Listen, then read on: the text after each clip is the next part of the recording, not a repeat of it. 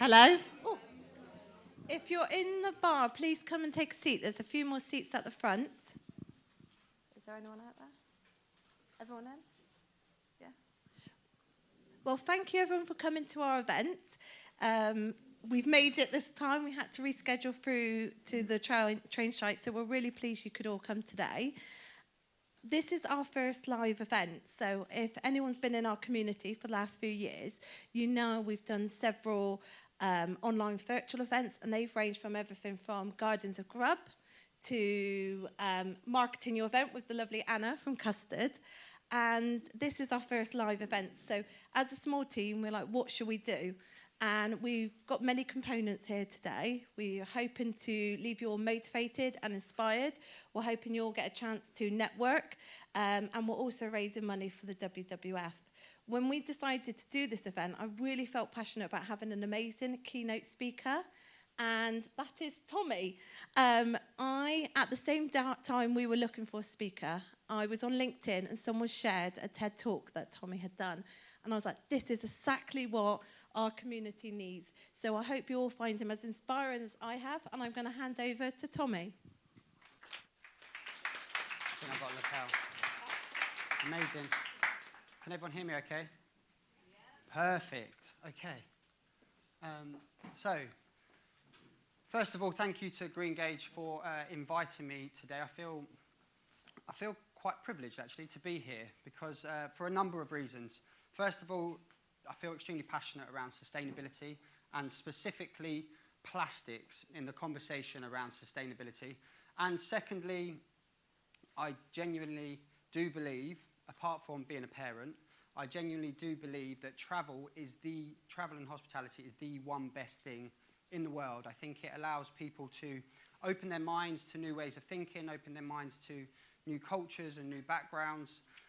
And it's what people save up their money for to go on holiday, and it's what people's retirements are based for. So I think you guys in the travel and hospitality industry play such an important role in people's lives. So to be able to bring the world of sustainability and travel together is incredible. So hopefully at the end of my 15 and 20 minutes of talking, I'll try not to waffle on too much, but you'll see my view around sustainability and have some actionable steps that hopefully engage more stakeholders into the conversation around sustainability. So my first question, I'm going to start with two questions. First question, hands up, how many of you have heard of the term net zero? That's a very good start. How many of you would feel comfortable to come up and define the term net zero? Okay, a few of you, which is good. So net zero is, I'm sure that the majority of you will know, but net zero is what a lot of the policy, well, the majority of policies are based around for us to live sustainably past 2050. All countries have had to set out policies to allow them to hit these goals. All large corporations have had to set out policies to hit these goals. And as you know, a lot of, on a more broader picture, a lot of businesses and organisations have set short, medium and long-term goals around net zero and sustainable strategies. I don't need to go into too much about this, as you guys already know, but looking specifically in the travel and hospitality industry, Booking.com did a study that said 87% of travellers would want to travel sustainably. TUI Group go on and say that 2/3, so 66% of travellers want to travel, would spend 5% more to be able to travel sustainably. And that study goes on and continues to say more than half of people would spend more money and would go on more environmentally friendly holidays if they were more readily available. See, for me, I do actually think that they are readily available, but I think as an industry, but also as a society, we're not very good at the communication around sustainability. And that begs me a couple of questions. For me, is net zero the right target? And secondly, does it engage enough people? Now, I don't want to drop a bombshell to everyone in the room, but I actually disagree with net zero as our leading goal for us to live sustainably. For me, I think that net zero is far too complex for people to get involved with and to be engaged in the conversation, to feel inspired to create change. Okay, I asked a question earlier on, how many of you have heard of the term net zero? I think probably 95, 96, 97% of you have put your hands up. But we need to not forget that this is a sustainability event. This is an echo chamber of people who want to be involved in the conversation around sustainability, but that doesn't reflect the wider society. YouGov did a study and it said that Britons are clueless on the relative effectiveness of actions that they could take to cut carbon. Now, for me, this cluelessness causes delay, but more importantly, unfortunately, it causes people to feel disempowered in this conversation, and for me, that is where I believe we're going wrong. But we cannot deny that there are serious environmental issues at play. At the moment, 5 million lives are lost each year connected to climate change, and of those, 500,000 babies do not live past their first month of life because simply that their first breath of oxygen contains heavy metals and toxic components. Now, if countries have had to set out all these policies, where is the public engagement? For me, I haven't seen yet, maybe I've not been looking enough, but I haven't seen a step-by-step process and a policy which talks about public engagement. And this is a real issue, for me, I feel personally, as an issue, because that's where we're going to create huge amounts of change. The people who are potentially not in this room on a population level. So what can be done? Because obviously something needs to be done. For me personally and professionally, I think we need to approach it at a population level where we can educate, inspire, and empower people to feel part of the conversation and be integrated in this conversation around sustainability. We need to use something that is tangible and physical that every single one of us can understand, so we can all have a general conversation and have a level playing field around that conversation. Of those 5 million lives that are lost every year, 1 million of those, which is 20%, are connected to plastic pollution. And every aspect of our life is filled with plastics. Our shopping trolleys are filled with plastics. This is a general comment, so nothing specific to you hotels. But generally, hospitality, there is plastic throughout hotel rooms. And unfortunately, our blood and our lungs are now filled with plastics. I do unfortunately think that plastics are going to be one of the biggest silent killers of our generation. But what if we could change the perception and change that negative perception around plastics and use plastics as an educational tool in schools with children and in businesses with employees and customers and with people in communities? Now, in comparison to carbon emissions, I think we can all agree that because plastics are simple and they are tangible and they are relatable, it levels that playing field. So what if, and this is where you guys come in, what if we can use your role within your organisations and businesses to use plastics as that first stepping stone to engage your customers, engage your employees, engage stakeholders into a conversation that then puts everyone at the same level. Our education level is at the same level, and then we've empowered people to get into the conversation, and then we can look at more broader and wider opportunities to hit other strategies that are out there. I feel if we can engage people into that conversation, because plastics are really simple and they're tangible, you can see a before, this is what it was before, and you can see an after. And once people have seen that, they'll feel empowered and they'll be able to do more. Now, the reason I feel that people will do more is because I personally, my background is I've been inspired and been empowered by plastics. My background was I always wanted to go into teaching. So I worked hard, went to uni, came out, went into the education sector, worked for 2 years, And then I did a 3-month backpacker trip, which ended up being the best part of about 6 years. A bit what I was saying earlier, I fell in love with travel, and I fell in love with the vulnerability of travel, which allowed me to kind of open my quite narrow-minded self to new cultures and new people and new backgrounds, new ways of thinking, and kind of a simpler life. So after those 3 months, I scrapped around to gather as much money as I could to be able to continue my travels. And for the next 6 years, I was very lucky to live in Asia and across Australia. And that's where my life went from education into the travel and hospitality industry. I started working as a travel agent in Australia, and then over time I was able to I started working in marketing, and specifically social media marketing. And my role was pretty amazing. My role was to go and take pictures of beautiful places across Asia, which is the dream job. But over time, these beautiful images like this were being more and more distorted. And I felt quite fraudulent that although my role was to take this beautiful image and attract more people to that area, I was ignoring the spot on the left. This was actually on an island of Koh Lipe, on the border of Malaysia and Thailand.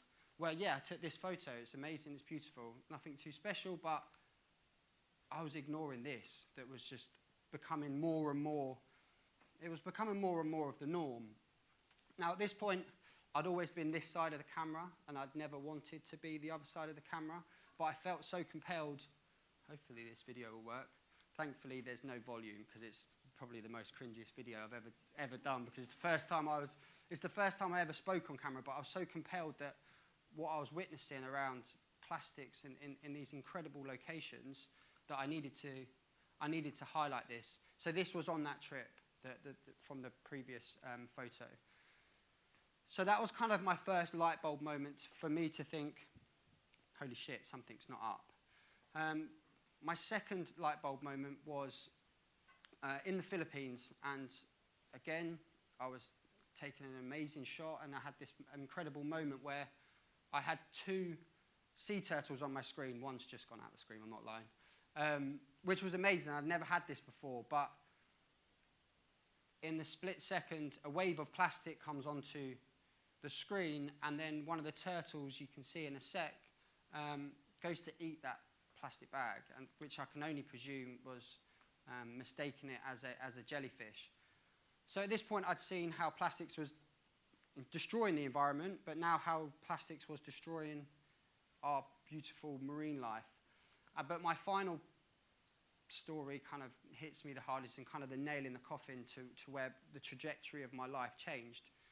So this was with a travel company. We were working in rural Cambodia on a floating village about 2 hours outside of Siem Reap, and this little kid called Adol was extremely inquisitive around me and Rebecca. I guess not many people come to the village, and we got invited into his family home, and the conversation around plastics started with the family and the elders, because it's a community that had only 10 years previous was having plastics introduced to the community. And what the elders had said was that because there's no true disposal of plastics in these rural communities, they didn't want to they just didn't want to discard plastic into the environment.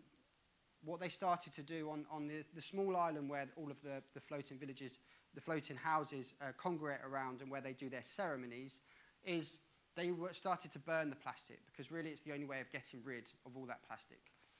But what they soon found was the children in the village would get serious headaches, including Adol, and some of them would get nosebleeds. Now, they couldn't say that there was 2 and 2 and put those 2 things together and it was a direct correlation, but it's not hard to think that the toxicity in the air is not going to it's not going to be nice to the sensitivity of children having headaches and nosebleeds. So we knew we needed to do something about it, but we didn't have a clue around what to do. So Over the next year, we just started working with our current partners, which were hotel chains and tourism boards and travel companies, to look at sustainable actions. So kind of going back to my initial statement, we didn't have a clue around net zero. We didn't have a clue around, this was before net zero was implemented, but we didn't have a clue around environmental science or the environment or sustainability, but we knew how to engage people into something to get people excited. So we work with hotels and hotel chains to look at their amenity offering. We look at making sure that they had refillable drink stations in foyers. We work with travel companies to implement sustainability initiatives and set up big community and beach cleanups. But over that year, we started, I guess not selfishly, that's the wrong word, but we wanted to create that impact ourselves. But again, we didn't have any kind of knowledge around how to create a business. We had no finances to help set up a business. But we knew that we could get people engaged in something. So we wanted a product that was very simple, was very visual, very tangible, something that every single person, we hope, would use. So after pulling together all of our funds, we were able to buy our first batch of 3,000 products. And then on February the 1st, 2019, we launched at Bamboo Brush with one mission and one big social media campaign, which was #1million by 2020. #1million by 2020 was our campaign to inspire 1 million people to make a switch from a plastic toothbrush to one of our bamboo toothbrushes. To use social media as broadly and get people engaged because it was simple. And our mission is for our sustainable products to fund our social impact projects. And our social impact projects are of educational workshops that we deliver in schools all around plastic pollution and the environment. Children are like sponges. They suddenly show that video of the turtle and suddenly they want to change the world. Our community engagement projects, which really simply are our cleanups. We deliver big community cleanups. And our charity partnerships. We work with a number of charities, but our big charity we work with is Humanitas, to look at being able to, in these rural communities around the world, how we can create change around the conversation of plastics. And then we were off. That was it. We had no knowledge around how to run a business. We had no knowledge around sustainability. But what we did want to do and what we were doing was utilizing social media and the simplicity of plastics. So using footage across social media to engage people into this conversation.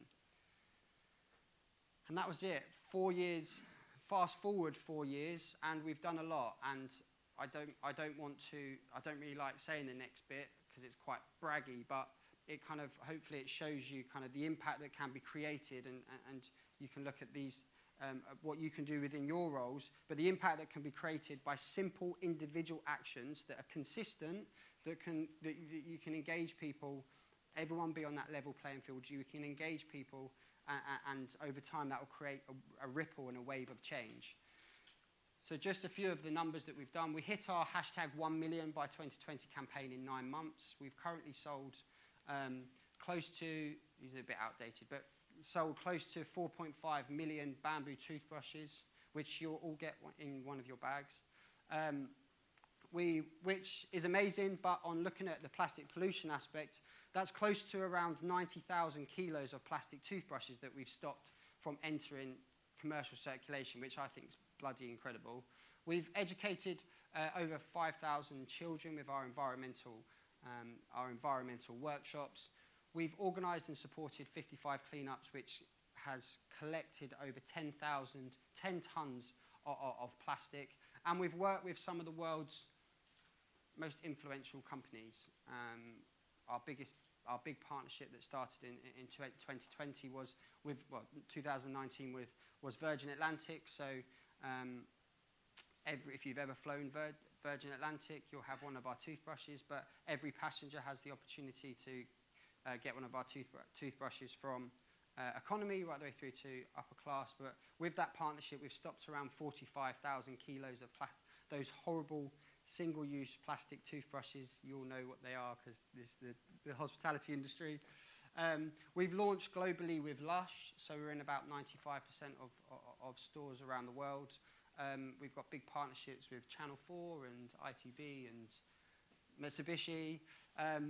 And last 2021, we launched the world's most environmentally friendly dental kit with our partners Dentabs at COP26. And I'm going to touch upon that quickly in a minute. And then we've also worked with a range of partners on projects around specifically plastics and plastic recycling. One I'm going to quickly run through in a sec with Clean the World and what we've been doing with our plastic recycling solution. So hopefully that kind of gives you a kind of an image or a picture of being able to create simple, sustainable actions that engage people, because it is that level playing field. Plastics give that. I find that net zero can sometimes be so complex that it completely disempowers people to feel inadequate and uneducated, whereas plastics are simple.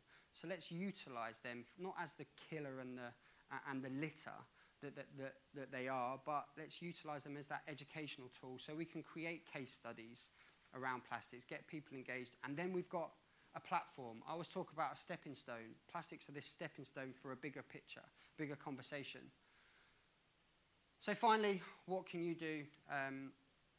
You're here, which is the first step. We can't put our head in the sand. I think a lot of people, possibly there's a change now at the moment, but I think previously people were a bit worried about being how unsustainable they are. And I think nowadays that everyone knows that we need to do something. So the fact that you're here, the fact that you're using Greengage to benchmark where you're at, and from that benchmark, that's that stepping stone to then improve from. But then the next thing is how to communicate. And again, I think plastics, because they're visual and they're tangible, you can create incredible case studies around plastics that are visual and people can understand. It's very simple. So engage your customers, engage stakeholders within the business, engage investors, because you can see that. And finally, just talking quickly around we're calling it the world's most environmentally friendly dental kit. You'll have these in your bags. In 2021, we launched these with Dentabs at COP26. But this is our version 2.0. So it's one sachet that has a bamboo toothbrush and then a smaller sachet or a sachet of dental tablets. So Dentabs are the inventors of the dental tablet. So Axel, the founder, is this crazy scientist who created the formula around Dentabs, which no water, no plastic. So yeah, this is that, and I think it's something we're really excited about for the travel and hospitality industry. We're currently working with a number of airlines for these to expand our partnerships we have with Virgin. And then finally, Clean the World. So about 2.5 years ago, we started working with Clean the World. Some of you may have heard of Clean the World. We started working with them about 2.5 years ago around the plastic recycling. So Clean the World's background is that they take discarded soap from hotels and turn them into new bars of soap. Those bars of soap then get distributed to vulnerable people wherever that need may be. So whether it's domestically with the homeless, internationally for emergency crisis, wherever that is. 2.5 years ago, we started to look at the plastic recycling solution for hotels. So Clean the World works with around about 10,000 hotels globally. We've recycled about 72 million bars of these soaps, which is amazing. But as they've expanded into different regions, America, they take about 80% bar soap. In Europe, it's about 80% plastic. So they needed a solution to plastic for bottled amenities. We worked on a project last year. This is 2 tons. This is not 2 tons worth. We did a project that was worth 2 tons of Hilton amenities. So you can, I don't know if you can see, but you can see the different colours of the amenity bottles in there. This is a sustainable alternative to marine grade plywood. We've just started a 75-ton project to look at what we can do with the plastic next. So with the soap, it's really simple. It's got the environmental impact where we're waste diversion, but you've also got the social and the humanitarian aid from aiding people around hygiene and combating those pneumonia and cholera, those hygiene-related diseases. But we're looking at, with plastics, what can we do with the plastics? Can we create buckets for last mile projects? Can we create water sanitation stations in communities? So you have a sanitation station made out of plastic, sanitized water. We're supplying our soap. We're also and the plastic creates these sanitation stations. So again, looking at that E, environmental, and the S, the social, in the ESG acronym. So again, it's amazing for the whole hotel and hospitality industry, and for both of those, please come and speak to me afterwards. Oh, here's some images. So yeah, turn soap into new bars of soap, and then the plastics into new plastics. I've just downloaded on you and non-stop talking. Thank you very much for listening. In a world where, last thing, and in a world where I feel that sustainability is overcomplicated and way too complex, let's just not underestimate the power of individual consistent actions, because they can create this ripple that can turn into a wave of impact. Thank you very much. Really appreciate you listening. Thank you.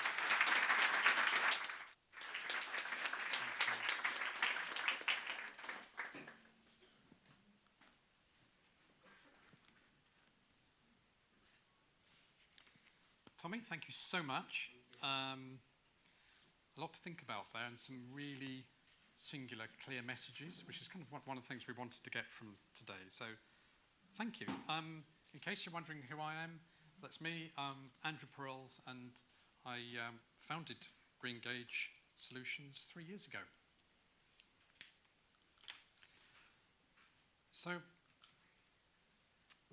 we do inevitably see a lot of pictures of things that don't look very good as a result of climate change and so on. But I just wanted to share that picture there, because how lucky are we to live in a wonderful planet like this and to be surrounded by such natural beauty? And how important is it that our children and our grandchildren have the same opportunities as we do now, and they don't just see pictures, but they can actually experience that? And actually, that's really the definition of sustainability: meeting the needs of the present without compromising the needs of future generations. But as Tommy said, the fact is we're really not doing enough at the moment for the planet to protect it for those future generations.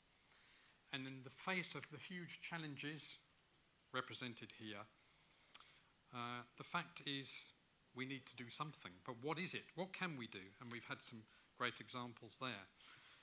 And the fact is, of course, no one can do everything, but everybody can do something. And I always say, even small drops cause ripples. So if you think about organisations like the UN, COP, national governments as well, they really can only set targets, create policies, and set the direction of travel. So really, it comes down largely to organisations and individuals like you and me to make a difference. And if we're not helping to solve the problem, then actually I'd say we are part of the problem. And it actually was with that in mind that we launched Greengage 3 years ago. And this was our mission, still is, advising organisations who want to help the planet, satisfy their stakeholders, and gain competitive advantage through a sustainability strategy. And that's what we've been doing ever since. So we wanted to be different, and we wanted to make a difference, and helping the community, which is travel, accommodation, and meetings. And really to promote collaboration, because what we have to face needs a team effort. Now, we recently did a bit of desktop research because we were interested to know what people thought of Greengage, or what words they would use to describe us. And the top 5 were knowledge, authenticity, friendly, ambitious, and passionate about what they do. And I was so pleased with that, because that's exactly the way we want to be represented. So this is how we designed our business ecosystem, because we wanted to connect and support organisations interested in sustainability. So we see ourselves as being in the middle, joining the dots between like-minded organisations who want to do business together, forming a Greengage community. With that in mind, what we did is we created two services: EcoSmart, providing a fresh take on sustainability accreditation, and Greengage 360 Consulting, to help organisations with specific needs, like, for example, a long-term carbon reduction plan, or simply outsourced sustainability expertise. Well, we launched the company 1 week before Boris Johnson's famous "you must all stay at home now" announcement. And of course, the rest is history. That's pretty much the last 3 years, isn't it? I suppose. But actually, I have to say, for Greengage, things took off pretty much straight away and never slowed down, because during that time, I think public and corporate consciousness of sustainability has skyrocketed. And with normal life on hold, people's perspectives, I think, changed, and things started to click into place. The effects maybe of cleaner air, walks in the countryside, less traffic on the road, and seeing on TV or personally experiencing extreme weather and natural disasters, people started to finally make the connection between these incidents and man-made global warming.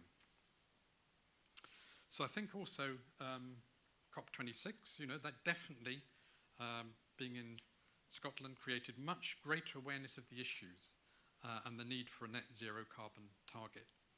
And of course, also during that period, we've seen a huge increase in the sales of electric cars, which now sell more than diesel cars for the first time. As we know, business communication was totally transformed during that time. People were very creative, and now Teams and Zoom, which of course are very eco-friendly, and hybrid events became normalized. And for businesses, sustainability rapidly has risen up the board agenda, and it's often got into the top 3 priorities.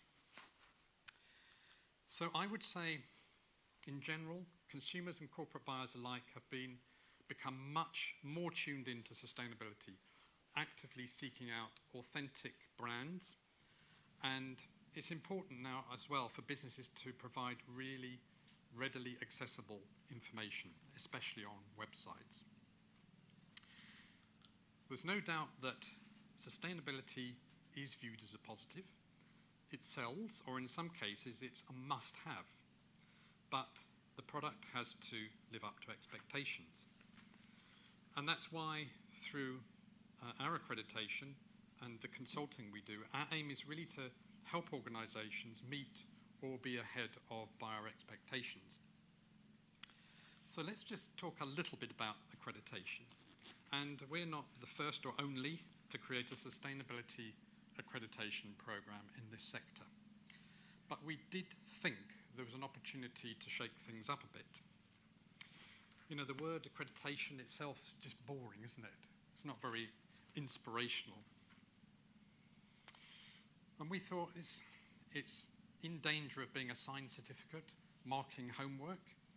Why not accreditation plus? Well, first of all, we decided we would focus our attention on the specific accreditation needs of the corporate market. You might say, where does the plus come in? Well, to start with, we really wanted to be on hand with practical advice as you plan each new stage of your sustainability journey. If you call us, somebody will answer. And we are really wanting to give a pathway all the time to the next level, so that it's a long-term supportive relationship. What we've been doing is rolling out technology as well, because we just wanted to make it simple and slick to go through the accreditation process. Helped as well by a personalised application so that you can actually have a progress dashboard and with a lot of other features which help you to manage your sustainability program. This year we also added a deep dive consultation service because we found some people really just wanted ongoing, regular, detailed planning and implementation help. So for us, I think what's always been important right from the beginning was networking, sharing knowledge and best practice. And that's why webinars and events like this are so important to us.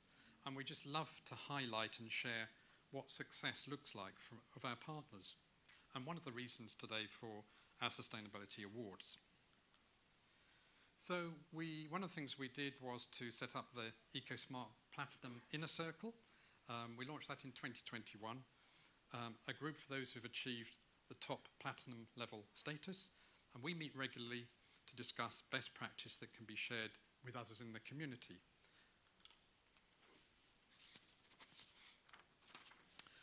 All of the EcoSmart properties are included in the customizable online directory, and they're highlighted in venue directory as well. Mindful of the need for all businesses to start to think about measuring their carbon footprint, we can do that too. So that's kind of the plus of Accreditation Plus. Our aim, well, we've got properties numbering in the hundreds in the UK, but as far away as Washington and famously one in Mauritius. But we want to increase our footprint overseas and to over 1,000. That's the next stage. So I'd love to have had now a slide of all of our EcoSmart accredited properties. Of course, far too many to do that. But on the other hand, what I can do is highlight another part of the Greengage community. We now work very closely with many agencies, either providing them with EcoSmart agency accreditation or through Greengage 360 helping with specialist consulting services. And we think it's great to have agencies, accommodation providers and meeting venues kind of interconnected and working to the same principles. And it makes such sense to help make it easy for all parties to do business together. Talking of which, we're also very proud to highlight and support innovative green product and service businesses who supply our industry. Some of our partners you can see here. Many are represented in the room and are finalists in our Sustainability Awards. I just love the innovation and spirit of these companies. And Bamboo Toothbrush, another great example. So, I wanted to just turn to 2023 with a few thoughts on trends and predictions. So, globally, things are definitely ramping up. I heard the term this week, the green arms race. I don't know if you've heard that. But in particular, the US, Europe, and China becoming highly competitive, investing trillions in green energy and green transport.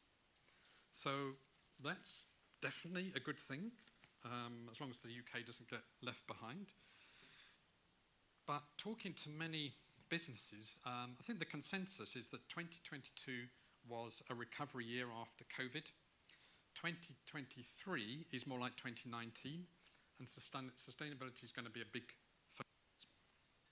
A couple of informed comments I wrote down, I thought I'd share with you. Somebody said to me, to be eco, you've got to start now.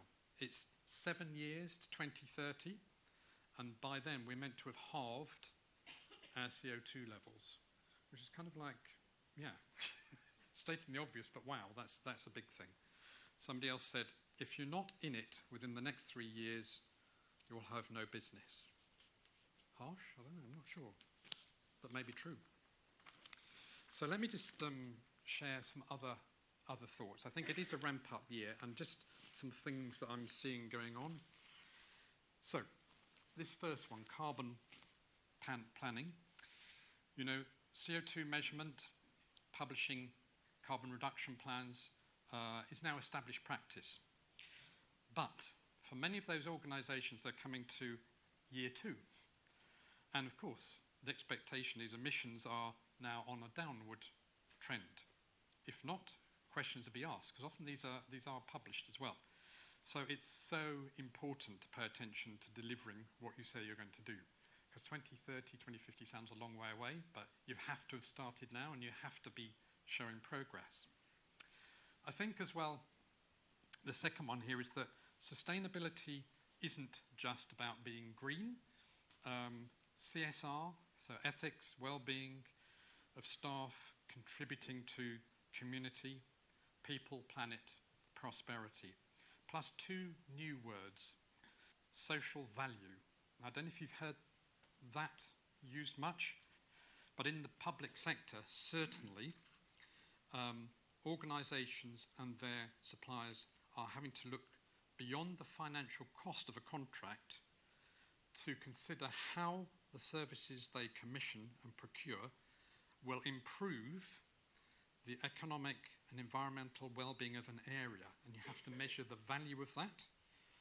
So in some public sector contracts, RFPs are now allocating 20% of their scoring for that specific thing. So it's kind of, this is definitely more in the domain this year. I think procurement, they're very tuned in to sustainability now. You know, the time when you could answer the questions and say we're sustainable, we do some recycling, we donate to charity, are definitely gone now. And what's now required is detailed answers, a right of audit, evidence documented, and I've started to see as well penalties for failing to meet target as well. So that's a really important thing, I think. When you look at travel management and events, I think companies and organisations are wanting to help provide their travellers with CO2 data at the point of booking that's going to help them to make more informed decisions.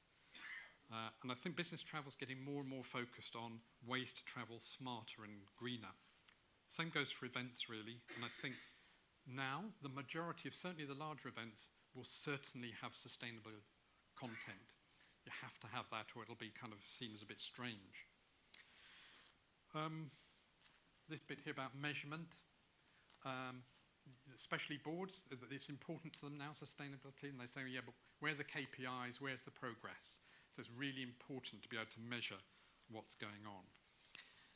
I've mentioned circular economy there because, and if you're not sure what it is, old style, linear economy, take things, make, and then dispose. That's a simple, great explanation.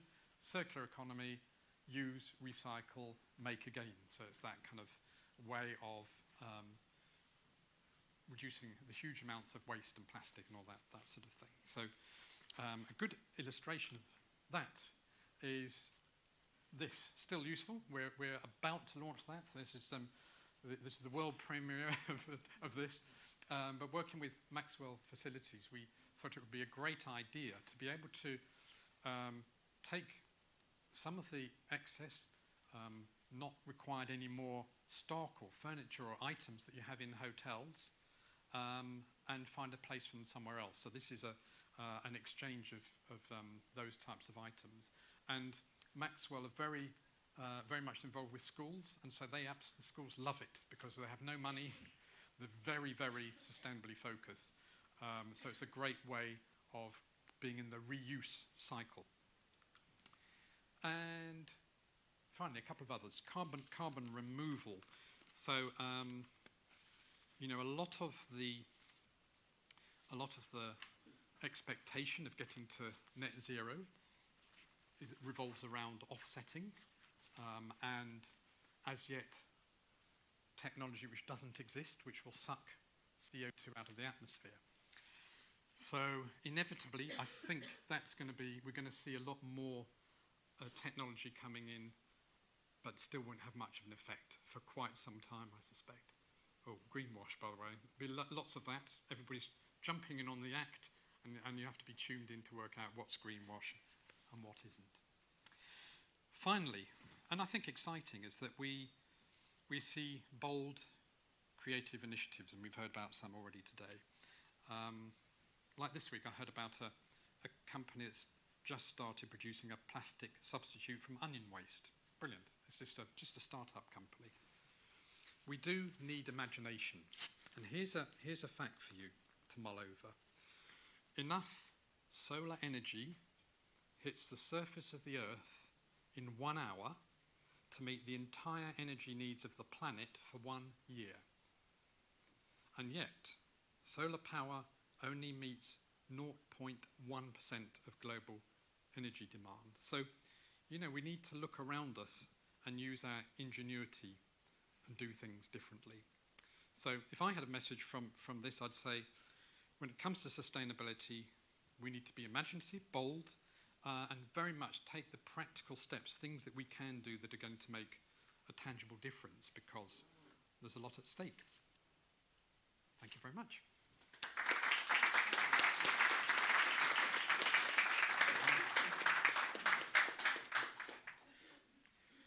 Okay, so that's interesting. Good, we might see that in a minute. You're in my slides, man. Yeah, no, I'm sorry. Shall I do them for you? It's just easier, isn't it? Okay, so what we're going to do now is we're going to have a panel session, and we're going to just kind of take this a stage further. We're going to have a look at, from the aspect of different types of business, what's going to be different in 2023 and what are the new trends that we can take forward. So if you'd like to come down, guys, who are on the panel, we'll make a start.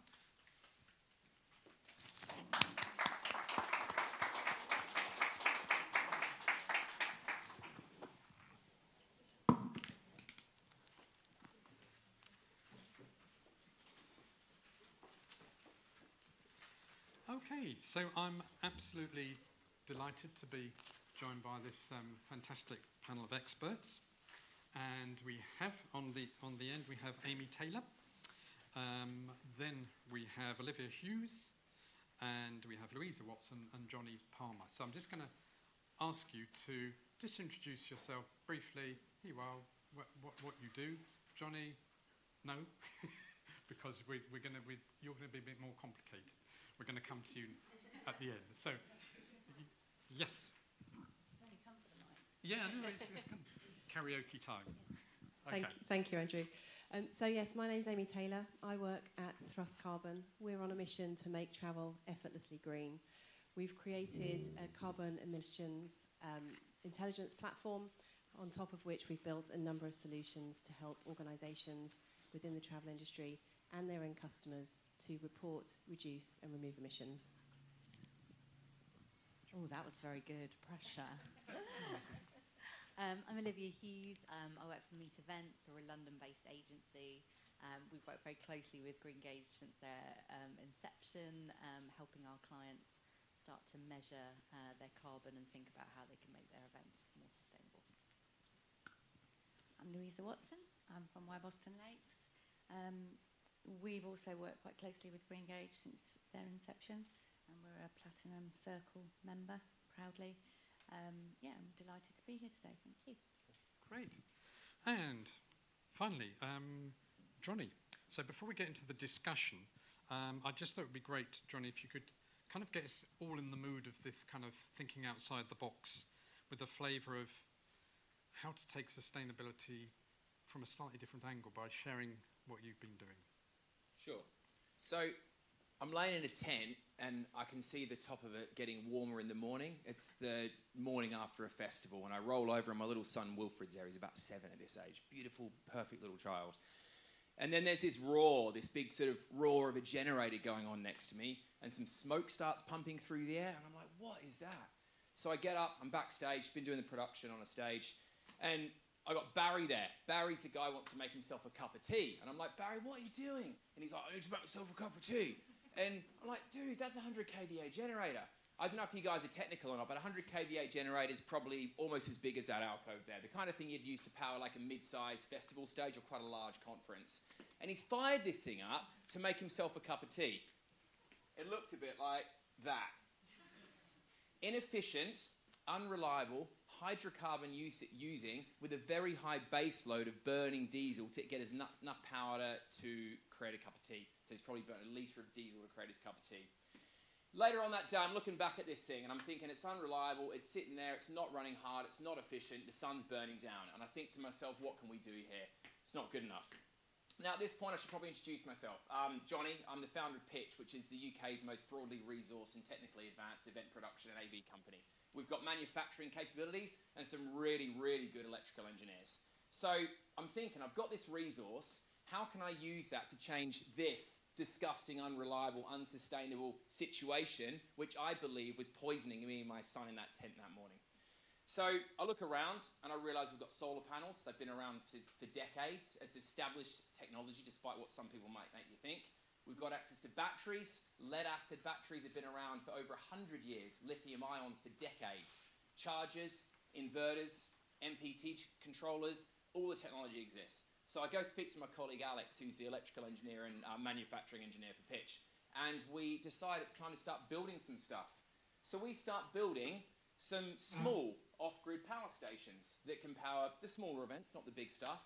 And we're now taking these things to events pre-charged with solar power from our warehouse, and then we can use the energy on site and generate power on site. That little event, it's called Shindig in Bristol. Tiny, very, very small example of this. We actually left site from there with more power than we came to. Imagine a generator that filled itself up throughout the gig. That's what this technology is like. And it's not even that innovative. This is old technology that's been around a long time. We've just packaged it differently. But it moves on. Then I get a call from the climate strikers in Bristol saying, Johnny, we heard about this solar cell thing. We need some power. Greta's coming down to College Green. Anyone from Bristol here? Yes, brilliant. Bristol, yeah.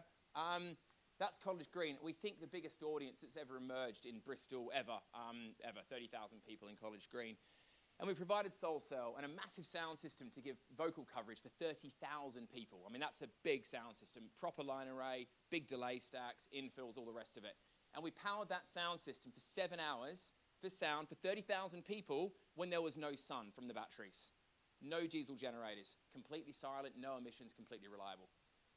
From energy that was mostly delivered the day before. And I also managed to get a sneaky little bit of branding in behind Greta. That's from the Daily Mail website, so yeah. I went on the BBC front page too. I was quite pleased about that because they're anti-advertising. But the journey goes on. Then we built some new premises, and I'm not liking this energy pricing. This is last year. We're seeing there being a serious economic, financial resilience issue for businesses when energy costs are going from, say, 50 grand a year for a company like ours up to 150. So with the skills we've built, we're able to, during COVID, when the Suez Canal was blocked, build Bristol's biggest off-grid power station. And that's me standing in front of our valve lead-acid battery rig, which is where we store the excess solar, and put a massive solar around the roof of Pitch HQ. That's it there. 324 panels, batteries. Even in October, we didn't use any grid power. We used a bit in December. This month, because a couple of the guys have now gone and bought Teslas, we're tapping back into the grid a little bit, but normally speaking, we're completely off-grid. Hang on. Oh, no, what have I done, guys? Sorry. Okay, that's the renewable power thing. So that's my story, and I have another one if you'll give me time. But what's this got to do with events? The point I want to make is, as events people, we're in a place where we can innovate where other industries can't. You know, we've got electrical engineering and manufacturing capabilities. Maybe some of you are chefs. Maybe you've got venues. Maybe you've got the access to travel supply chains. It's not about us, using less plastic in our spoons or using this stuff rather than a plastic bottle. We have the ability, because of our resources, to make much bigger change beyond what we are. And we tend to be quite good communicators, so we can magnify that change and let other people know what we're doing. Have we got time for another story?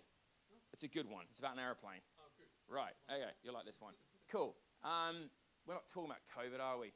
I'm kind of done with that at these events. But let's just say something happened a couple of years ago, and the events industry wasn't looking so good, was it? As an event production company, in-person events, it was looking a bit like this. So we went and built TV studios at our facility at Skyline Park. Went really well, got super busy.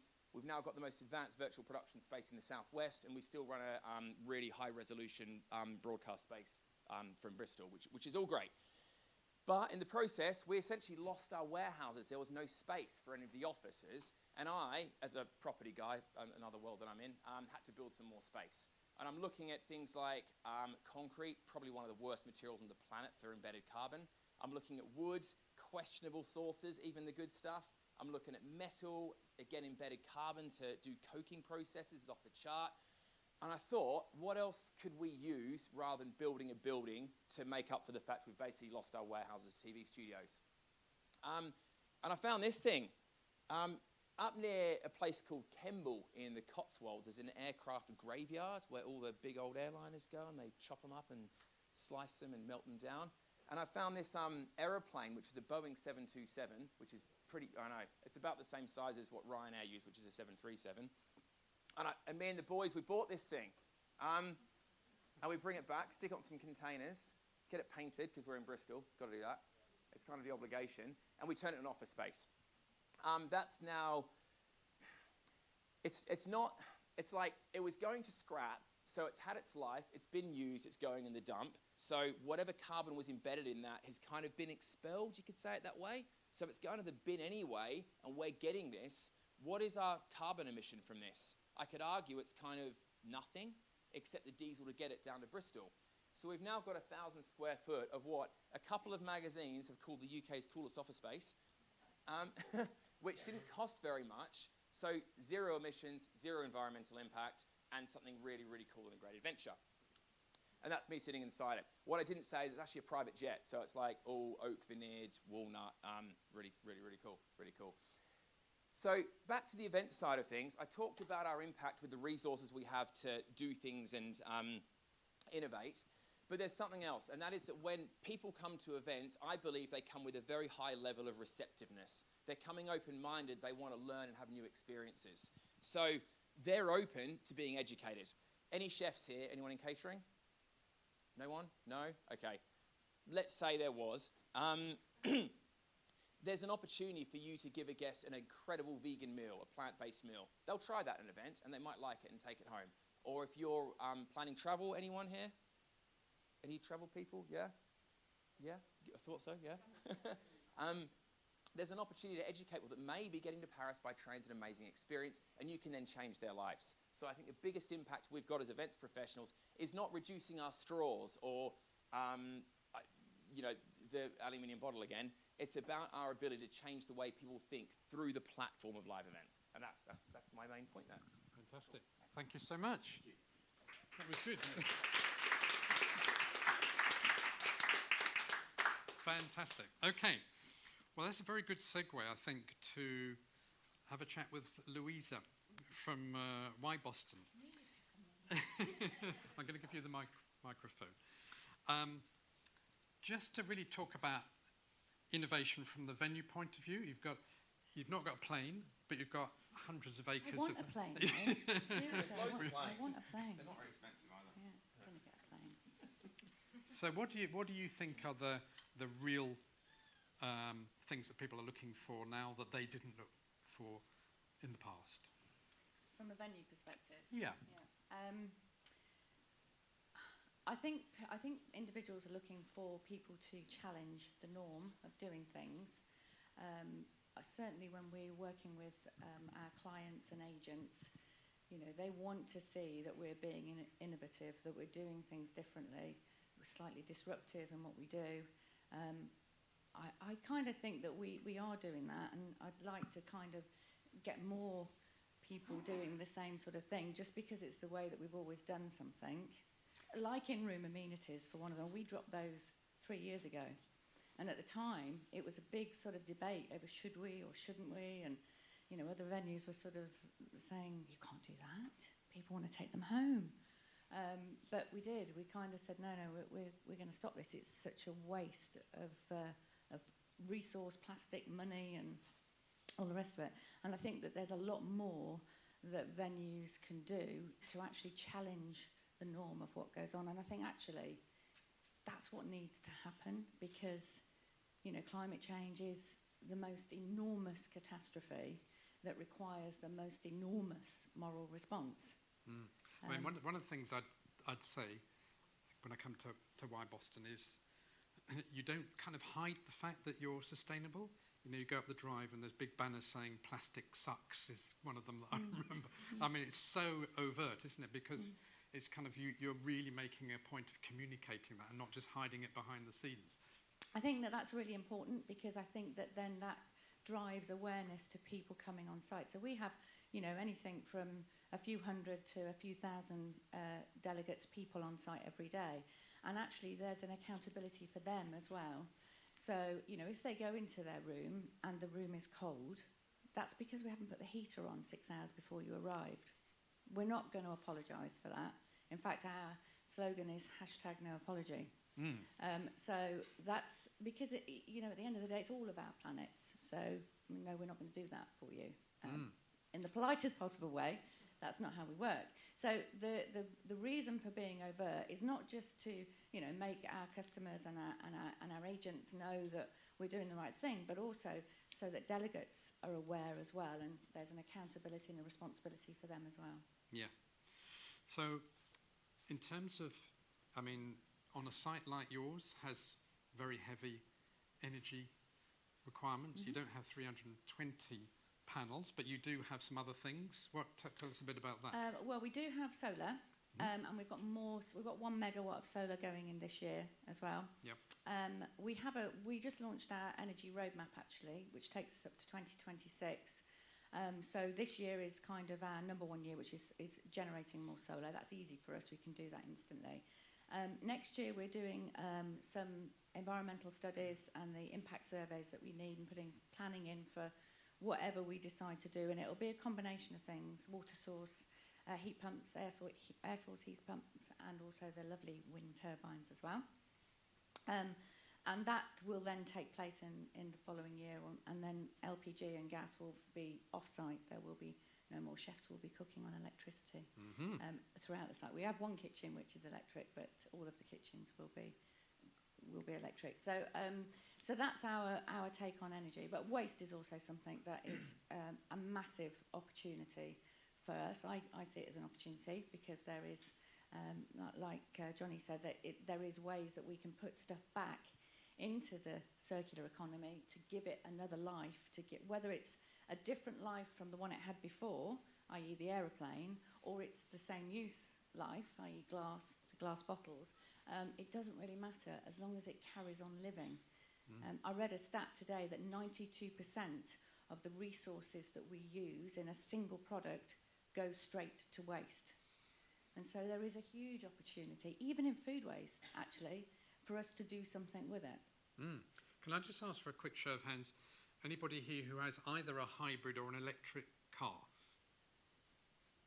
Okay.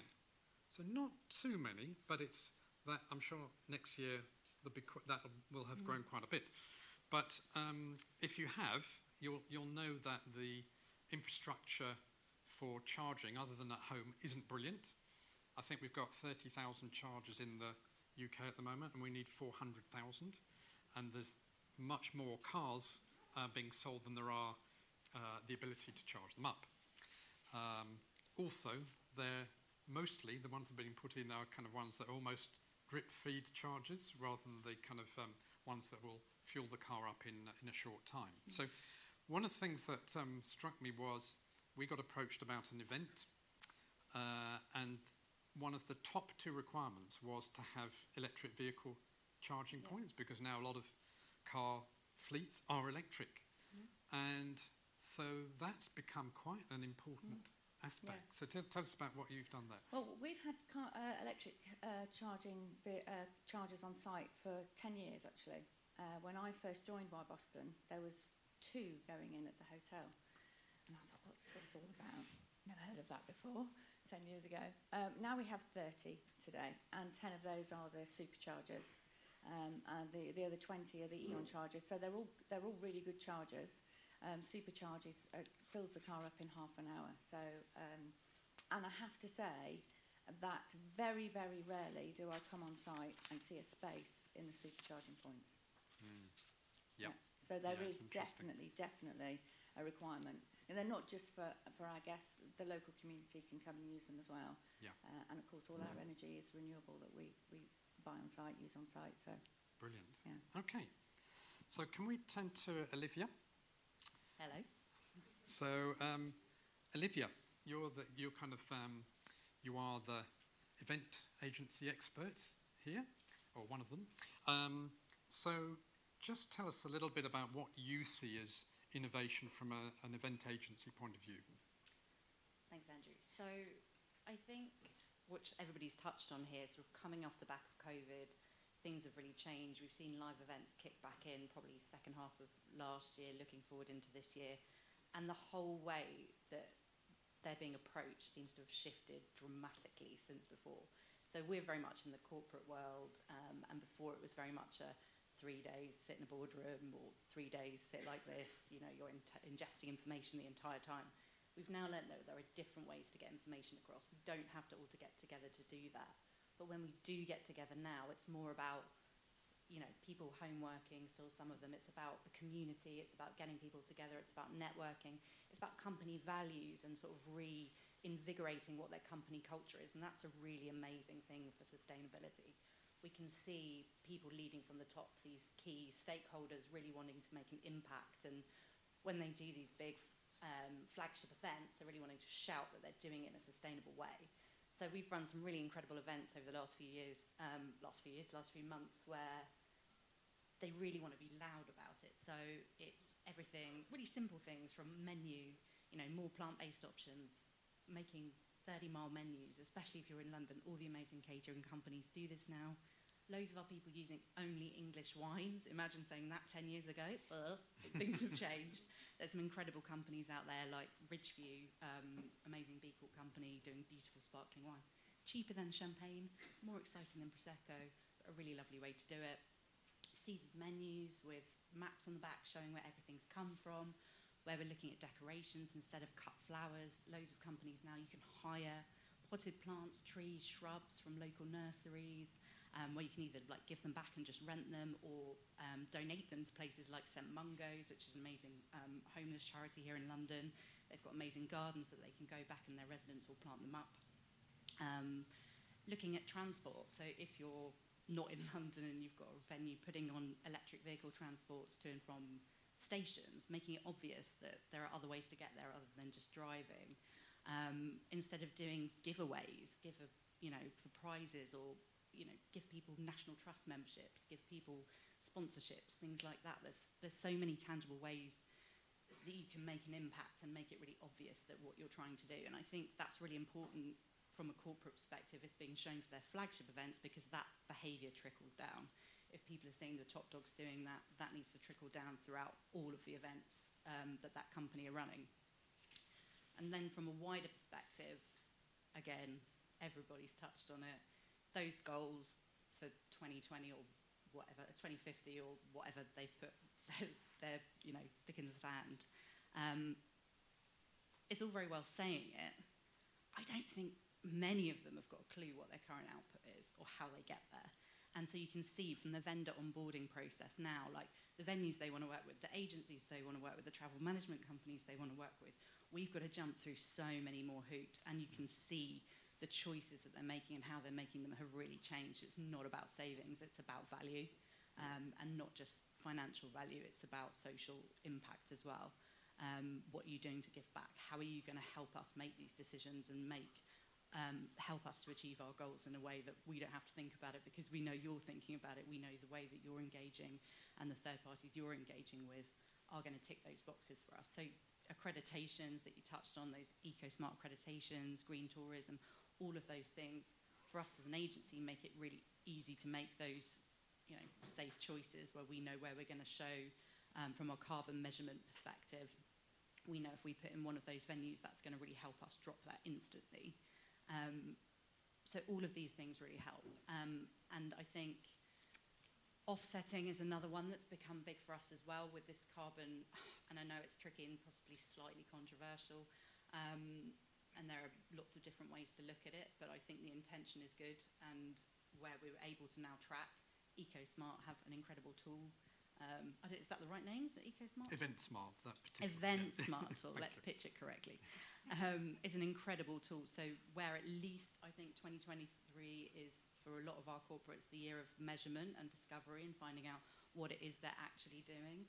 For us, in order to move into 2024, 2025 and properly be able to reduce that without just resorting to offsetting, which is a good start, but it is just a start. Yeah, absolutely. And just one other thing, you're kind of like in the middle of things, aren't you? You've got a client, you've got the delegate, you've got the venue. What's your role? Because I think a lot of what you have to do is set expectations, because an eco event may well be slightly different, and you want kind of people to see it as a plus. Yeah, I think a lot of it is around exactly that. It's communication. A lot of people are doing all these great things. A lot of venues are doing all these great things. And actually, if you don't ask the right questions, you don't know about it. So for us, when we're getting asked, some corporates are more interested than others. But for us, it's very rare that the key reason somebody's going to choose something, unless they're doing a big sustainability event, is for the sustainable reasons. However, if you put forward, let's say, 3 venues that work much the same, that are similar financials, if we can highlight that actually by choosing this venue, you're making really lovely choices, and from an environmental perspective, we hope that by flagging that, that's going to help guide them to make more sensible choices. And it works. People do care. People do want to make those choices. It's becoming clearer. And if it's not clear to them yet, it's going to become clear to them when they have to start feeding back those carbon emissions. And it's, before long, if, like we've said earlier, if they don't make the choices in the next couple of years, they're going to be left behind. Probably a good segue to Amy from Thrust Carbon. So we've touched here on a bit about carbon measurement and offsetting and that sort of thing. So just tell us from your point of view, why do you think it's important to measure carbon? I think there's a couple of different reasons, and it really depends on what your motivation is for going down on this journey. One of the latest EU directives that has come out is now going to force large enterprise customers who have operations in Europe to report on their emissions across their supply chain. Now, that's going to be a legal requirement for large businesses, and as you touched on, the need then filters down through the RFP because it's related to supply chain. Ultimately, anybody who's doing business with that organisation is going to need to be able to provide their emissions number if they want to be in with a chance of winning that business. So there's the legal component. There's also the competitive component. We know from numerous studies that organisations who are focused on their ESG credentials attract and retain talent at a higher rate. They are the recipients of better financial outcomes. Investors are more likely to invest their money within the business. We've heard now from financial institutions that they're willing to provide lower interest rates to companies focused in this area. Insurance costs are lower. So there is definitely a correlation between ESG focus and better financial outcomes and competitive advantage. And then, of course, there's the moral and ethical component. We know particularly younger generations coming into the workforce, becoming consumers, predominantly want to buy in line with their values. And so, again, coming back to the organisational outlook, if you're not addressing that market, then that's a big missed opportunity. So just turning to business travel for a moment, I always get the feeling that business travellers would do the right thing if they had the right information at their fingertips. And that's always a problem, isn't it? How do you know one flight from another, which is going to be the better? Tell us a bit about how that can be overcome. Yeah, so there was a study actually done by SAP Concur, which for some of you in the business travel industry will know have around about a 50% market share of the travel and expense base. So they have a lot of data to go on and a nice big customer base to survey. They understood from a recent study that more than 90% of business travellers wanted to make their future travel more sustainable. And they also wanted, as you say, to be able to see that emissions information at point of sale. So it's one of the things that we enable. We currently, with the contracts we have in place, we're able to influence about $52 billion worth of travel spend now and provide that information via our partners to the travellers at point of sale so that they can make informed decisions around their upcoming trips. And then, of course, that can be enforced with travel policies as well. Okay. So, of course, part of this, the model, is that what you can't cut, you could offset.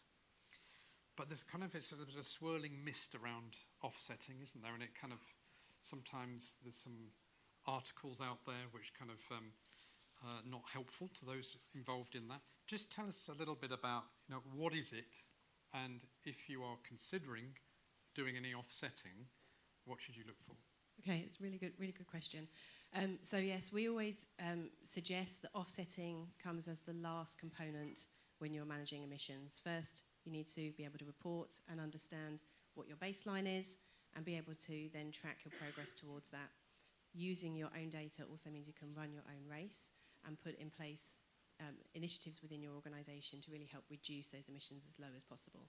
But then, given that we're already at 1.1 degrees of warming and looking at some of the impacts of that, we also know that we've left it far too late to rely solely on the reduction.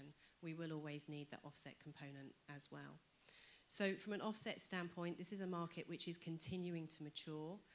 Frequently, we're seeing new pieces of technology, new companies coming out to help the traceability of offsets. Our recommendation, and in the offset shop that we have, everything that we resell, we have a marketplace essentially of offsets, is verified or a gold standard level, gold standard accreditation. But really, in terms of the type of offset that you utilise, there are many different types. And so one of the good things to think about is how your offset purchase aligns with your broader business.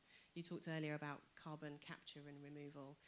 That's new technology that is starting to scale, requires investment, is potentially instant removal. But you also have nature-based solutions as well. So it's really about picking the right program for your own business goals. One of the things that puzzles me is if you're flying somewhere, the emissions are supercharged into the atmosphere immediately, and then if you offset and you're buying some trees, it could be like 30 years before it has an effect. What's your perspective on that? So this is why we always suggest reducing first. There was a book published, some of you may have read it, How Bad Are Bananas? And within that book, one of the points that it raises is that there is only enough land mass to plant enough trees at our current rate of emissions to absorb the next 4 to 6 years. So we need to act in reducing those emissions first before offsetting. But trees are one potential offset component. There's a number of other potential schemes out there as well. Yeah, it's interesting how much solar power's come up today, hasn't it? But how much of a solution that can be, and how you could actually have large. They've looked in Africa at covering lakes with huge amounts of solar power. So it's kind of an interesting aspect, I think. Brilliant. Well, thank you for that. So just to kind of finish off this session, I just wanted to kind of ask each of you if there was one little bit of advice you'd give to the audience, or a bit of best practice. Sorry to spring this on you. What would that be? Who'd like to start? Shall I start? Yeah, the sure. mic? Okay, so and I touched on this a moment ago. This is really about gathering your data to be able to run your own race. Particularly in the business travel space, there's no two travel programs that are identical. And so your data will help you determine what are the initiatives that are going to move the needle the most and really start to accelerate that journey to net zero. So run your own race would be my advice. Thanks. I'd say it was quite interesting what you said earlier about we're just going to do this, and we're not going to give you the option. I think that's a really simple way to make impacts and events. Jugs of water on the tables, not bottles. Make some plant-based choices. Make things easy. Make those clear-cut decisions from the beginning. Don't give people the option, because if you give them the option, they'll sit and deliberate on it and might come back with it. If you just do it, nobody's going to say boo. It's a very simple, easy starting point. Thank you. I think I would say have a look at the way that you're producing and see if you're overproducing and how you can reduce production, and then have a look at the waste and see what opportunities lie in the waste, so that eventually your business model does that, like you said, rather than the old linear model. I think really that's if I was doing it again from scratch, that's exactly how I would look at it. How are we producing? are we doing too much? And how can we reduce that production? And how can we get stuff out of the waste and back in to our business? Thank you. Johnny, last word goes to you. Honesty. I mean, we're in the events industry. We talk about sustainability, but let's be honest for a second. The most sustainable thing to do would be to not have the event. It's fact. All this stuff is chipping heads. And I've created a lot of jobs and a lot of wealth and a lot of equity and assets off events, so I'm guilty of this. But the best thing is to not have the event. Now, if that's our honest starting position, we can then start asking the real questions. Like, what opportunities are there for levering significant societal change, innovation that can go beyond our industry, that then can filter down to the relatively small things, I'd say, that we've all been talking about today. So honesty, I think, is the most important thing, and that means not greenwashing. Very good. Thank you so much.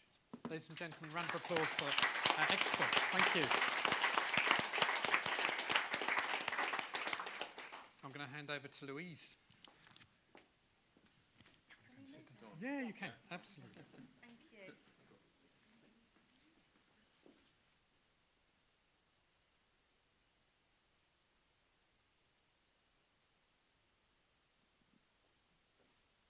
Thank you, everyone.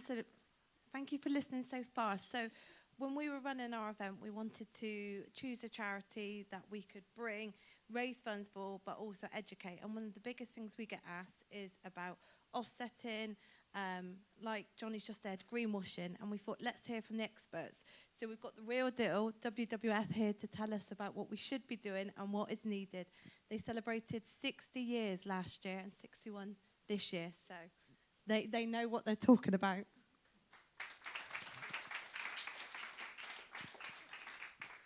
Hi everyone, my name's Louise as well. Thank you, Louise, for introducing me. I work in the community fundraising team at WWF, joined here by my colleague Gaia as well. We'll be hanging out in the foyer area after if you want to talk to us directly. But first, I just wanted to say thank you so much to Greengage for putting on today's event and for championing sustainability in the sector. And thank you all for being here as well and embracing sustainability through your businesses and through your practices. And we're also really grateful on behalf of everyone at WWF for the fact that you're supporting us through this event, through the ticket sales, and if anyone wants to take part in the tombola outside or guess the number of butterflies game that we've got with us, then you'll also be supporting us that way. And just thank you for choosing us as your charity. So I'm here today to tell you a little bit more about WWF and what we're doing to bring our world back to life. I'll also highlight some of the key challenges we're facing when it comes to protecting our world, and I'll explain what we can achieve through raising funds and through working in collaboration with businesses like yourselves. So at WWF, our mission is simple: to create a world where people and nature can thrive together. Unfortunately, we're not there yet, and we're still witnessing the devastating impacts of climate change. We've seen life-threatening wildfires, drastic melting of ice, and intense hurricanes and floods, and this is only the start, unfortunately. If emissions continue to rise, we will face a climate breakdown, and this in turn will have a dramatic impact on our ecosystems, on the way we live life. Effects of climate change stopped right on our doorstep last year. Here in the UK, we experienced 2 heat waves, hitting a record high of 40.3 degrees. Some of you might have thought that summer had finally arrived in the UK, but unfortunately this was a warning sign from our planet that it is struggling to cope and we must listen. The National Fires Chief Council stated that in the UK alone, there were 745 wildfires recorded in August last year. This is up from the whole of 2021, where there were 247. This is a staggering increase, and if we don't take action soon, this is going to become even more common here in the UK and all around the world. But there is hope. We can tackle the climate crisis, and through collaboration and action, we can make a difference. Another example is the floods in Pakistan last year. They caused thousands of deaths, and around 33 million people were left homeless. And this is sadly an example of where the world's most vulnerable communities are at the forefront of the climate disasters. Pakistan is responsible for less than 1% of global greenhouse gas emissions, yet they're amongst the top 10 most vulnerable countries feeling its impact. So at WWF, our mission is to stop the degradation of the planet's natural environment and build a future where humans can live together with our ecosystem. We value nature-based solutions, and we want to work with nature to save our planet. We're known for lots of work around species and habitats and our famous panda, but we also do lots of work in policy and advocacy, working with governments, large corporations, and as well as educational work in schools. So as I said, we're working on hundreds of projects around the world, from Wales to Africa to the Antarctic, and we are making huge victories and securing wins for our planet. We're leading the way in protecting iconic wild species. We're winning protection for habitats which both people and wildlife depend on. We're transforming businesses, forests, and fisheries to be more sustainable, and we're holding those governments and businesses to account. So I wanted to share a few examples of our work in action to make this a little bit easier to understand. Firstly, in Kenya, human-wildlife conflict between elephants and farmers is a really big problem. So farmers need to grow their crops to generate food and income, and elephants tend to live in the nurseries in the forest, as they make great nurseries to raise their young. But unfortunately, the elephants wander out of these forests, trample the crops, eat the crops, and this can result in farmers killing them.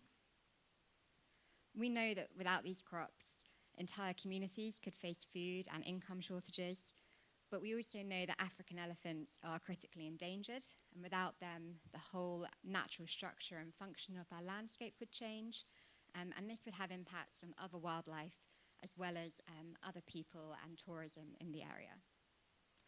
So WWF have come up with a really innovative way to solve this conflict. And what we've done is we've taught local communities to start beehive colonies around the edge of their farmland. So it turns out that elephants don't like bees, so they won't go anywhere near the crops. And we've also now generated another source of income and food for the local community. So it's a real win-win situation. So the money we raised here today could actually go towards this project. It's only £50 per beehive. And if we raised £1,300, this could train 100 local people on beekeeping. Another example of our work is in the Amazon rainforest, where indigenous communities are sadly losing their homes due to forest fires and also illegal mining groups, mining for gold, taking over their land. So this has devastating impacts for the communities, but also the Amazon stores nearly 60 billion tons of carbon. So if we're losing this land, it will have a huge impact on the rest of the world as well. So WWF are working really closely with these communities, and what we've done here is we've given them drones and taught them how to use them. And this means the communities can fly them up above the canopy to spot where the miners are, to spot where the fires are, and therefore inform local authorities, and they can make environmental arrests or put fire-stopping policies in place. And therefore protect their land. So again, your donations could go towards this project. If we can raise £2,500, that would pay for one of these drones and these flying kits to allow more communities and more areas of the rainforest to be protected. So some of the biggest challenges we face at WWF include delivering these amazing projects. We work around the world, and conservation is very expensive. So we need funding in order to be able to achieve this. And we also really need to raise more awareness of climate change and the problem this poses to the human population. For example, vast areas of the UK could actually be regularly underwater by 2030 if global warming continues on its current path. But people just don't really know this. They think of it as something very far away from home. So we're working really hard to shout about the problem.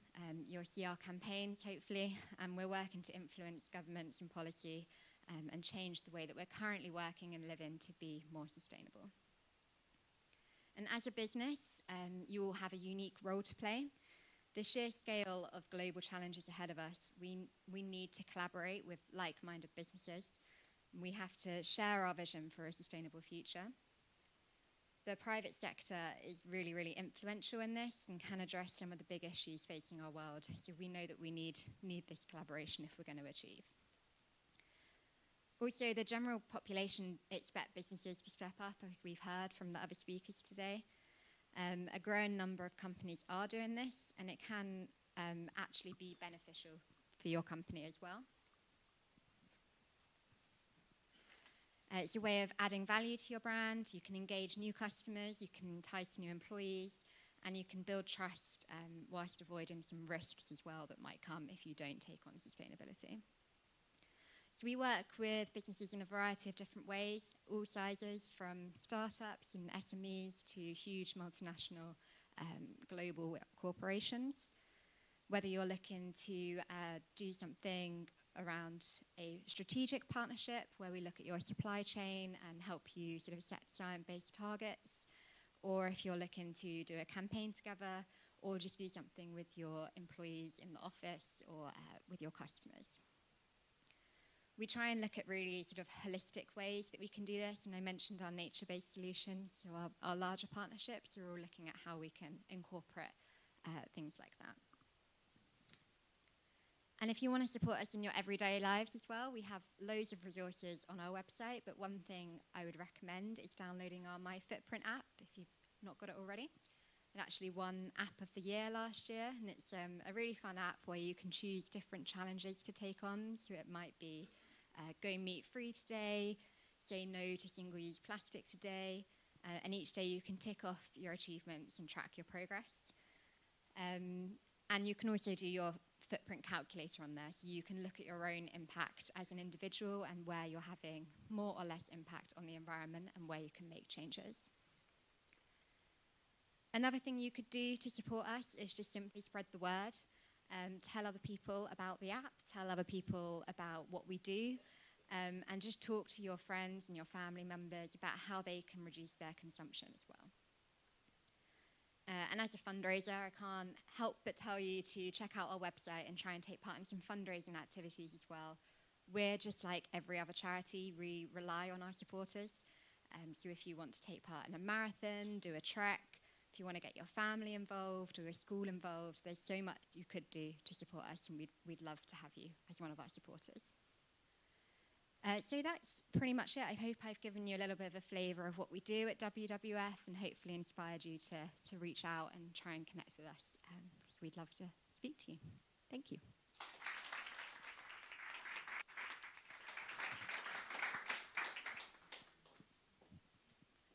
So we've come to the end of us talking at you. The next section is going to be our awards ceremony. I just want to highlight some of our really kind sponsors who have allowed us to put on this event today.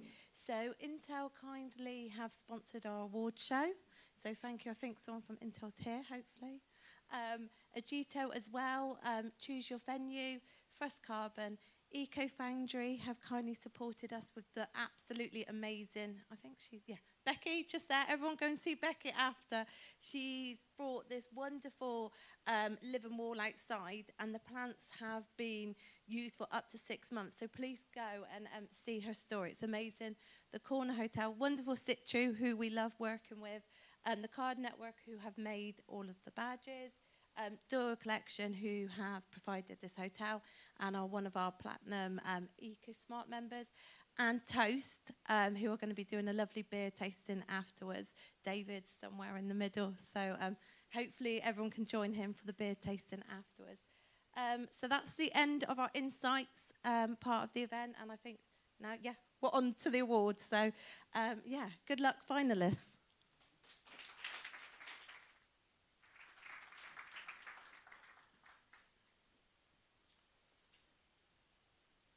Okay, thank you so much. We need, where's Tommy? Is Tommy still there? Ah, excellent. So Tommy's going to join me up here to present the awards. Just there, that'll be fine. Thank you. Okay, so it's a very great pleasure to introduce the 2023 Greengage Sustainability Awards. As we said, generously sponsored by Intel, and a very big thank you to them. So the idea behind it was really to recognise businesses and individuals in the events, accommodation and travel industry who are making a real difference to the sustainability cause. So you might be relieved to hear that unlike most of the award ceremonies we go to, there's not like 37 awards and the smallest and the regional and all that stuff. No, there's not many. It's just a small number of special, carefully crafted awards. So I would certainly like to thank very much our fabulous independent award judges, because between them they diligently reviewed the many excellent entries that we received, and none of those judges were able to vote in a category that their company might have entered. So the judges were Douglas O'Neill from Intel, Laura Dudley, RangeMy, Amy Kabilis, World Wildlife Fund, Kevin Holland, Trident Hospitality, Anna Wolfram from Custer Communications, Juliet Price from Beam, Judith Wilson from Eventit, and Dan Bearpark from Prestige Events. So thank you so much to you all. So there were actually just 4 judged award categories, and they were Accommodation and Meetings Sustainability Initiative, Agency Sustainability Initiative, Innovative Product or Service, and Sustainability Champion. So first of all, many congratulations to everyone who was selected as a finalist. So for each of the categories, we will announce first the top 2 or 3 finalist entries that didn't quite make it to the top spot, but we are recognizing as highly commended. So if you are one of the highly commended entries, congratulations. We have a certificate for you. No need to come up to receive it, but we'd love you to join us for a group photograph at the end, if that's okay. So Tommy's going to present the winners' awards. If you are a winner, no speech is necessary. Okay, so here we go. So this is the first one, the Accommodation and Meetings Sustainability Initiative. And this award recognises an outstanding initiative or set of initiatives implemented in the past 18 months that have had a significant impact on the sustainability of the business. So judges were particularly looking for a sustainability challenge that had been addressed with evidence of client buy-in and measurable success. So in this category, there were 2 highly commended awards, and they were Why Boston Lakes Resort and the Lamington Hotel Group. Well done to them.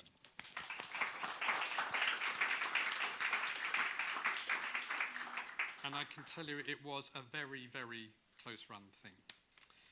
So the winning entry focused on the detailed approach taken to provide a highly sustainable experience for meeting and event guests, supported by comprehensive case studies and positive client feedback.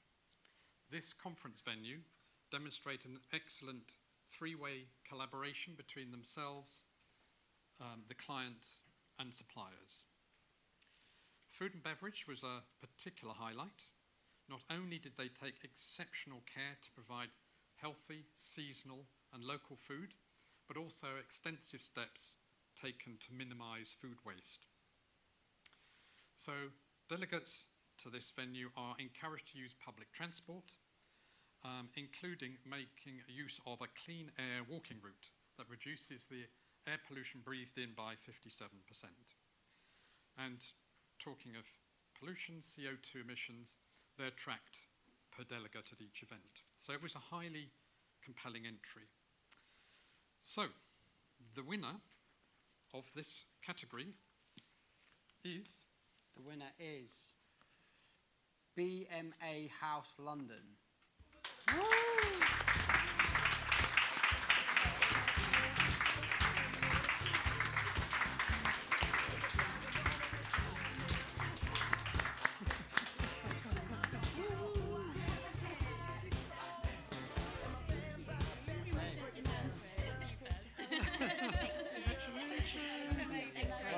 stuff. That's brilliant. Yes, photo there. Look that way. Thank you. Thank you.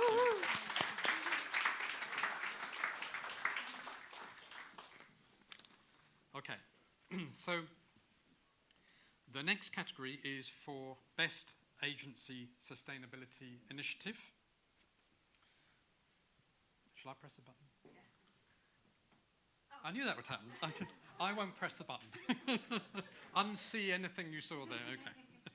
So here, judges were looking for a sustainability challenge within the business that has been addressed through a dedicated initiative in the past 18 months, and that has had a significant impact on the agency or the business or their clients. And there were 3 highly commended awards in this category, which were, yes, thank you very much, Situ, Intel and Agito.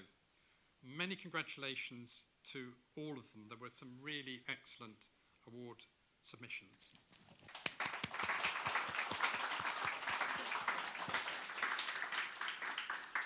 Unfortunately, of course, there could only be one winner.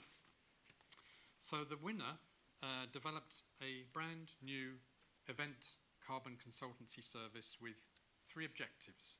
1, to provide a validated event carbon measurement tool. 2, to offer consulting designed to present recommendations on ways to reduce the event footprint. And 3, deliver a verified offset portfolio for the remaining carbon emissions to be offset. And the judges liked the way this initiative takes a complex issue and provides an effective, simple solution. And the winner is? The winner is Conference Care.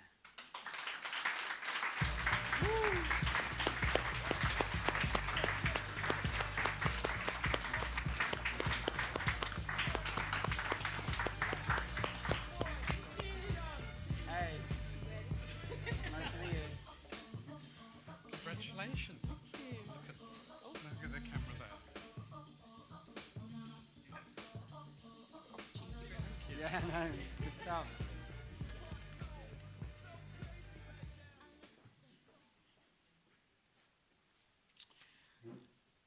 Okay, so the next category is for Best Innovative Product or Service.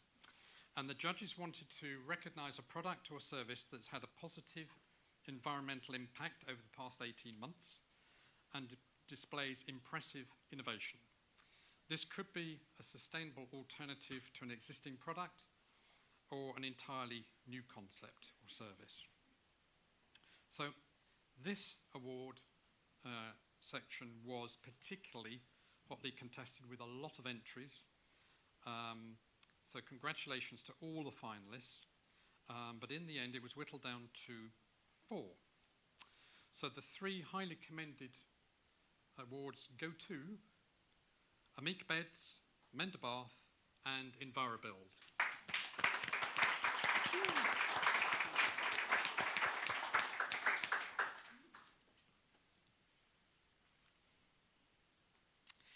Okay, so the winner has recognised that 1/3 of all food is wasted and wanted to do something about it.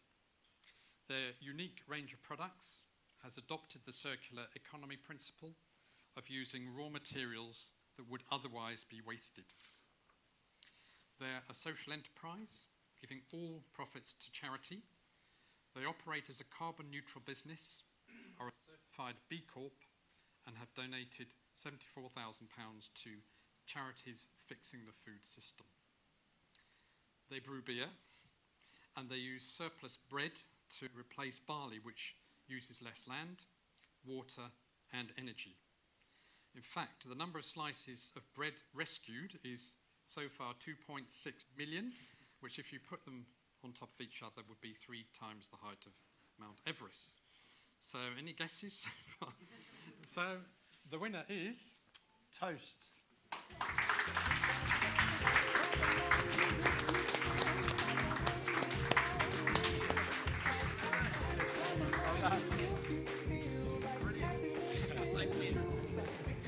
Congratulations.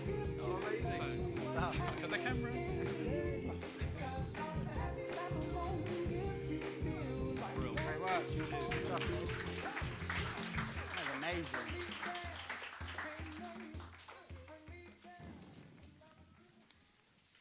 Okay, so now to the final award, which is the Sustainability Champion. And in this case, judges were looking for someone within the travel, events, accommodation and supply industry that has demonstrated an exceptional commitment to environmental change. And this award is given to a positive role model that's influenced the environmental decisions of their team and business. There were 3 excellent, highly commended award winners, which were Warren Campbell from 15 Hatfields, Robert Godwin from Lamington Group, and Jodie Kennard from Situ. Congratulations.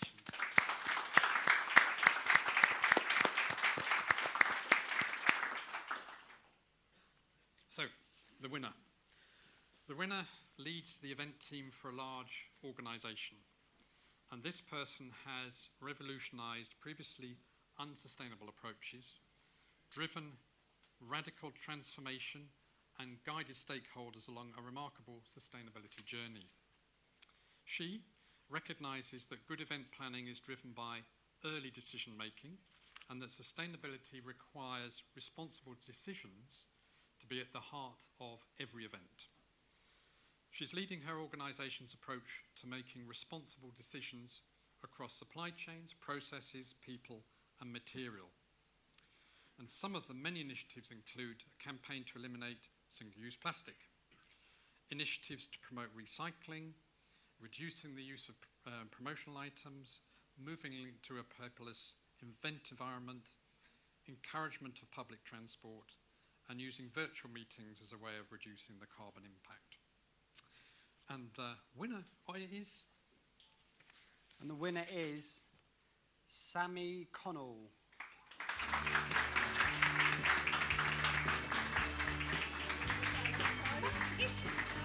Thank you. You're welcome. Thank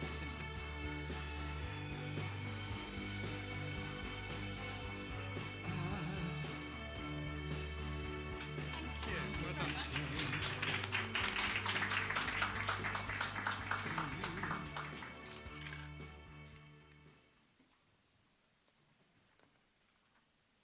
Okay. So, you know, I think we were certainly very happy to invoke the wisdom of independent judges in this award selection process, and we were very happy with the results, which certainly encompassed a broad base of companies and individuals. Some we know and are proud to say we work with, others that we're getting to know through this process. But we haven't quite finished the awards, a little secret of ours, because, you know, I think at Greengage we really believe that one of our greatest strengths and motivators is our community of partners, those we work with and know well. We felt it would be really nice to recognise 4 of those partners who have shown outstanding progress in the past year. So the first of these is going to be the Sustainable Property Progress Award. So this is an accommodation provider that has taken the sustainability baton and run hard with it in the past 12 months. With service departments located across southern England, this EcoSmart accredited company has taken a real comprehensive approach to offering guests a great sustainable experience. Apartments have been eco-upgraded to a high standard, and guests are guided on how to have an enjoyable and eco-friendly stay. So I'm delighted to announce the winner is, and there's no envelope, here, the winner is House of Fisher.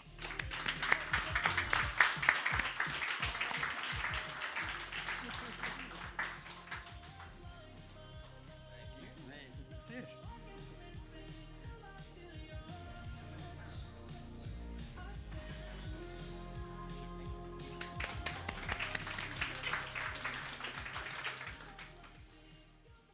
Okay, so next to what's a bit of a different award, really. It's the Social Enterprise Award. And this is a service provider with a small team. What? Pardon? It showed on Really? Okay. Nobody saw anything.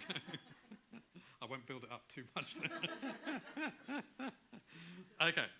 So this is a service provider. They've got a small team, but they really pack a punch with a valuable and inspirational service. This organisation provides inspirational city tours, popular as an uplifting part of a conference programme. They've trained over 100 people affected by homelessness to be the tour guides, improving their self-confidence, giving them new skills and an income. Customers love the experience, and this organisation has won Best Community Tour in the World by Lonely Planet. So I'm going to have to see if anybody can guess. Okay, so the winner is, of course, Invisible Cities.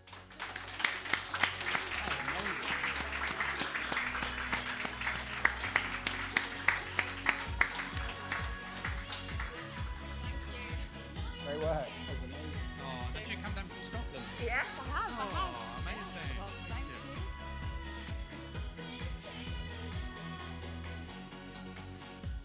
Thank you.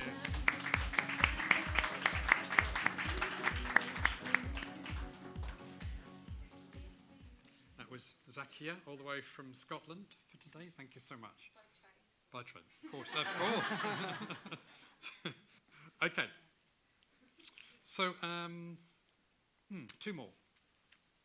The next category is the Agency Progress Award. And we've been working with this agency, but don't show it, for 2 years, during which time they've adopted a sustainable approach across their operations, taking on board the sustainability definition of planet, people, and prosperity. They've reviewed every aspect of their business, looking at how they operate more sustainably themselves and how they can support their clients in the same way. This company has measured their carbon emissions and have documented a plan to reach net zero carbon by 2030. Not only have they implemented internal sustainability initiatives throughout their business, but also they take a proactive approach with clients, providing solutions for a greener travel program. Their forthcoming client conference, of course, is designed to offer delegates a greener and carbon neutral experience. So the winner of this category is Clarity.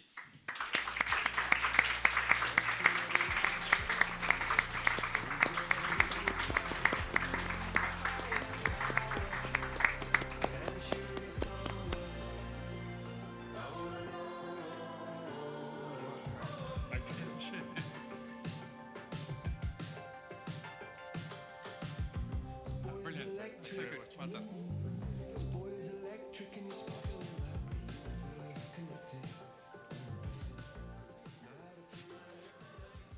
And finally, final award. So this is the Greengage Sustainability Industry Champion Award. And this special person tirelessly campaigns for sustainability in events and venues, is a great supporter of sustainability accreditation. She's always happy to help those who haven't reached so far on their sustainability journey, and frequently shares her experience through industry association events and panel sessions like ours today. This talented marketeer works for a venue that's become synonymous with being one of the best in its field. Innovation, delivery, and with ultra-clear, powerful marketing that cuts to the heart of the matter and tells clients why the venue's sustainability approach is special. You don't forget slogans like more sustainable, no apology, or single-use plastic sucks.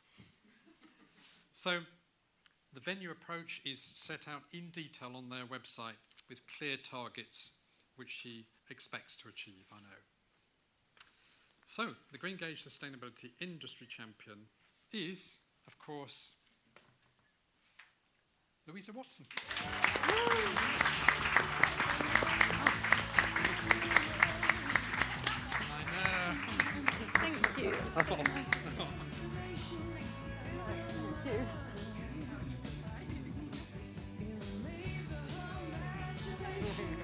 Nikki.